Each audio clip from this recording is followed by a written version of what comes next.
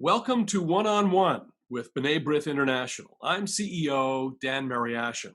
Thank you for tuning in today. I hope that everyone is staying home and taking care of themselves. We hope these conversations will help ensure that physical distancing doesn't turn into social isolation. I'm joined today by Janel Doughten, Associate Director of the B'nai B'rith Center for Senior Services. In her role with B'nai B'rith, Janel develops and provides training for residents, staff, and managers of B'nai B'rith's non-sectarian senior housing buildings across the country. And we have some 40 properties with about 4,000 apartments and over 7,000 residents around the United States. In her role, she also frequently works with the Department of Housing and Urban Development and with lawmakers on Capitol Hill to ensure the unique needs of seniors are being met. Now, in this conversation, I'll be asking Janel how she's helping residents and their families, on-site staff, and board members of B'nai B'rith properties navigate the coronavirus pandemic. Janel, welcome to the program. Thank you. Well, the first question would be, what has the Center for Senior Services staff done to assist the staff and board members to navigate COVID-19, and how are they holding up? Well, first of all, it's not just me. There are other staff members with CSS. And my colleague, Evan Carmen, and I, one of the things we do is advocacy. As you mentioned, we meet with the staff of lawmakers, Capitol Hill, to advocate for the needs for our residents.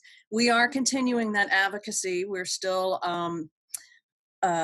advocating for things that help our residents federally, such as funding for the Section 202 housing, which is the kind of housing that we sponsor, SNAP, different things that enable our residents to age in place. However, we are also in touch with all the congressional offices to make sure that they know they have these senior properties in their districts or their states, and they want to make sure that the residents are okay. So they're asking us, how are the residents? What are they doing? I mean, they're very concerned about the residents in COVID-19. So we're keeping those lines of communication open so that if there is a problem, that on the federal level, either the congressional representative of that district or the Senate offices can help the residents. So far, things are going well on that front. We've been keeping the building staff informed because, let's face it, they are so busy. They are working, incredible hours to make sure that everything's okay with the residents. And the staff, they have to be responsible for their staff too. So we are filtering the information for them. We are getting the CDC updates. HUD, we've actually been in contact with HUD. We're on a lot of conference calls. I think most people in the US right now are well aware that we all do lots and lots of conference calls, but that's the way we've been able to then filter the information to the building staff. Another thing we've done is we're having weekly conference calls with the building staff. And first of all, to give updates, and then really for them to share what they're doing and helping each other through this. Because how does it work? We know, really, now we've been reminded so many times during the course of the day about the at-risk demographic in our population. And what you and I are talking about now is totally, except for staff, of course, on site, but the residents are all at risk. So how does it work specifically in terms of staff and the interaction with the residents? What do they meet? Do they send out messages? How is the communication being done with the residents? Not only keep them safe and secure, but also to keep them confident. Well, it's different by different buildings. Each of our buildings has different management, and some, it's great. They have actually text messages, because most people have a smartphone. text messages, email, or landline. They'll to get these messages to them. Others, the old-fashioned way, they make copies and they post them on the residents' doors or slide them under the door, outside the door. So there's different ways, but they are making sure that the residents all have communication with them. A lot of the buildings, and it really depends if you're in a stay-at-home essential workers only state right now, there is differences. Some of the buildings are fully staffed, some are not. There's differences in who's an essential worker, so some of the staff will not even be there. But Now, how does um, that work? Does the stay-at-home or essential workers only state declarations have an impact on the day-to-day operations in the building? yes, because one of the things, and I this is really not well. I would prefer it not be this way, but in a lot of the buildings, service coordinators are considered non-essential. And the service coordinators are really the person that they know the population, they know who's at risk. The residents trust them too. They are really the one that can take the burden off of management in trying to spend time calming the fears of the residents or even contacting them just to see how they're doing. So the great thing is American Association of Service Coordinators, who we partner with in our advocacy efforts, is really working hard to show service coordinators how to work remotely and still have that connection with their residents. So we're really pushing that with our service coordinators. Some buildings, I know one of our buildings, they talk to the police. That's another thing. I will say we train on emergency preparedness all the time. This is something we do and address at every single training meeting, some form of emergency preparedness. And one of the things we always know your first responders in your locality.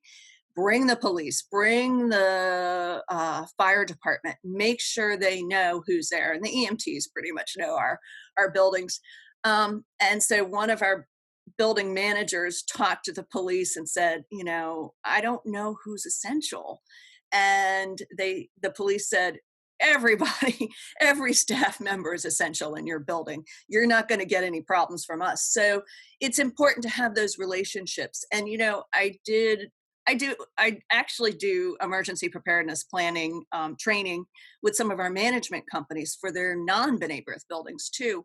And we try and figure out what are the things that can happen. And so we have talked a little bit about disease because this is something we did a test run in 2009, the H1N1 swine flu. As a matter of fact, it really didn't seem to affect, the older adult population in the US as much as younger people. But we still, talked about, and we did the same kind of protocol that we started with here. Conference calls, filtering the information from the government, from HUD, from the CDC. We were really lucky then, but I think a lot of the buildings learned a lot through that, and it's going to help with this, with the Does COVID-19. staff has to come in every day? Do they feel comfortable coming in? I know I just went to the supermarket here, and my intention was to go into the supermarket and get what I needed and then leave. Um, but staff have to come in every day. How do they feel about this? I know we really have dedicated staff, but I'm curious, in the time of this great challenge and with such uncertainty, how are they holding up? Well, I mean, they have families too, so there are concerns. And actually, this is something we, in 2006, we did our manager service coordinators training. That was the year after Katrina. Ironically, we had held the training in 2005 in New Orleans. We spent 3 days just talking about, how to prepare your staff and to take into consideration your staff. They have families, they're frightened. So really that's part of their planning too, that some staff also, they can get sick, so putting that into place. But staff, with a lot of the buildings that had to kind of do a lockdown. Now, remember, visitors, family members, and caregivers are still allowed to come visit the residents. So even a total lockdown is more geared towards the staff. they are working behind closed doors. They can only, the residents can only phone them. That's their only connection. However, most of the staff did not want to do that. They did not want to leave even their residents to just phone calls. Um, However, maintenance, cleaning crews, cleaning staff, they are essential. And so, in order to make them feel comfortable, even though the CDC says a mask isn't going to help you get to keep from getting the virus, if that's how they feel comfortable, they can wear a mask. Wearing booties, the gloves, whatever they need. So I know some of the maintenance, it's a little scary, and what they're trying to do, especially in the essential only states, is that they stagger their working hours, so they are not working a full week even though they're being treated as a full-time employee. Speaking of supermarkets and shopping and personal needs, in the early going, of course, we saw this tremendous rush to the groceries, the hoarding. How do the residents handle that particular very important function day to day during this crisis? Well, the good thing is a lot of our buildings have, some of the larger buildings have a small convenience store that's stocked. So they're making sure that there are things for the residents to get. Um, a lot of the buildings have been working with local partners. Again, those partnerships that you have in the good times, you also need them in the bad times to make sure that food is being delivered. Um, they have talked about the last conference call about getting college students that volunteer in the buildings to actually do some of the shopping, or they've been working with other volunteer organizations, and people do the shopping, they drop it off outside, there's never any contact, staff go out and bring it in. Some of the others, they've had food made and brought in. Again, limiting the contact. Certainly that's one of the reasons that you cannot restrict, you know, visitors in, you can say only one family member per person, but making sure that, because that person may be the one doing their shopping too. So Um, it's a problem. The hoarding is a problem. I can say I'm shopping for my 80-year-old parents as well. I do not want them to go in a store. So I do all that for them. And I can't imagine, because I have to go to the grocery store before it opens and stand in line. does someone assist them if they're not? I mean, I've only ordered now online groceries for the first time. Is someone assisting them with how this process works, with the various delivery dates? Sometimes the drop off is within 2 hours, but sometimes it's in 4 days. I mean, is there someone there to help guide them with that? Well, one of the things we did a few years ago, we put together something called Tech Tutor. And it's a self guide to learn how to use your smartphone or tablet to navigate some of these websites and apps, how to download apps. So that was a big push about 4 years ago. And we have continuously said, get your residents to look at this. We updated it with WhatsApp as well. But yeah, I mean, we've tried to help so that people felt comfortable to have to use their smartphones, so that maybe they can start doing that. If not, hopefully a family member can do Right. it for them. Sure. Well, with all the recommendations on social distancing, how are we keeping the residents socially engaged?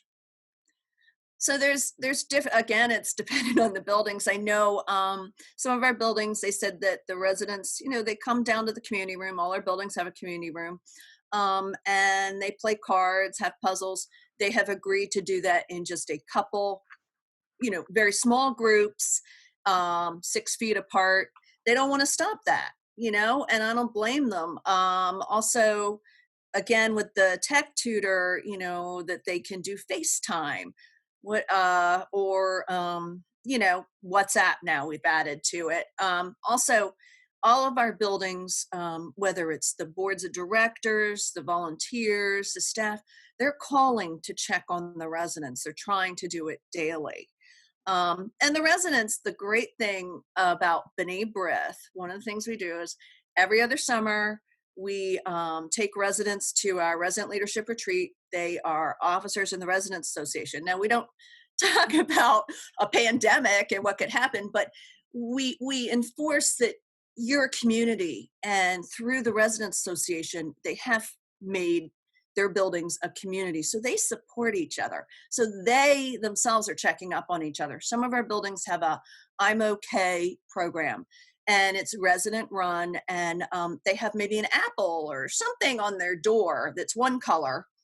And in the morning, they're supposed to turn it, and they have resident volunteers that go and make sure everybody that participates in the program has turned their apple or whatever it is, something that they can see. And so if there is a problem, they let management know, and management will check on them.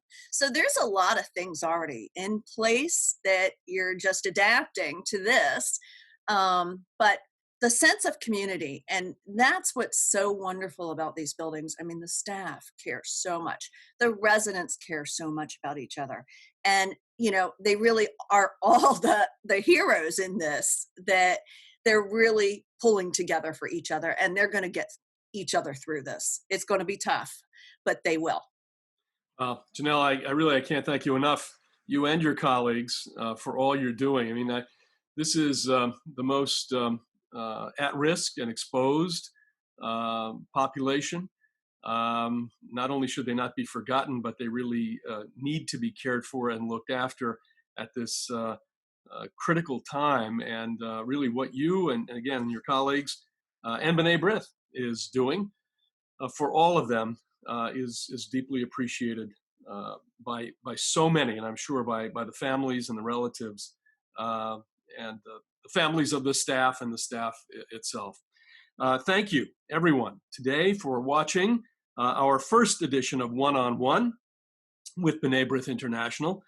Please visit our website, bnaibrith.org, like our Facebook page, and follow us on Twitter and Instagram. And lastly, tell a friend about us. For my colleague, Janel Doughten, I'm Dan Mariaschin. We'll talk to you next time on B'nai B'rith One-on-One. Stay safe, everyone.